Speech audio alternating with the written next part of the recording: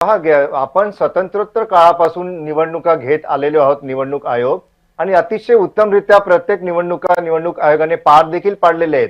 प्रत्येक वेळेस त्यांचं स्वागत सुद्धा झालेलं. आणि हे जे काही दुबार मतदार म्हणा किंवा बोगस मतदार म्हणा, हे काय आज अचानक गेल्या 5-10 वर्षात आले नाहीयेत. हे गेली 50, 60, 70 वर्ष चालेले आहेत. परंतु तुम्ही जर असं म्हणत असाल किंवा कोणी जर विरोधक असं म्हणत असतील की 100% जर 1000 मतदार असतील मुंबईमध्ये, तर 1000च्या 1000 एकदम अप टू डेट पाहिजेत, तर ते अशक्यातली गोष्ट आहे. परंतु यावेळेस जेव्हा विरोधक थोड्याफार प्रमाणात जागरूक झाले, तेव्हा निवडणूक आयोगाने याच्यावरती अतिशय उत्तम असं काम केलेलं आहे. मुंबई महानगरपालिकेच्या अधिकाऱ्यांनी सुद्धा अतिशय उत्तम असं काम केलेलं आहे. आणि आता ते जे काही प्रमाण गेल्या 1 वर्षापूर्वी जे काही होतं ते आता बऱ्यापैकी कमी झालेलं आहे.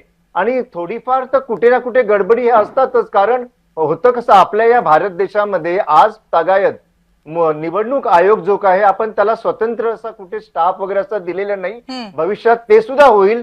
मोदीजींच्या कार्यकाळामध्ये तो निर्णय सुद्धा नक्कीच घेतला जाणार आहे आणि या राज्यामध्ये सुद्धा हा निर्णय घेतला जाईल. परंतु आता आजच्या घडीला ह्या ज्या काही निवडणुका जाहीर झालेल्या आहेत, याच्यामध्ये बऱ्यापैकी विरोधकांच्या ज्या काही मागण्या होत्या त्या मागण्या पूर्ण केल्या गेलेल्या आहेत.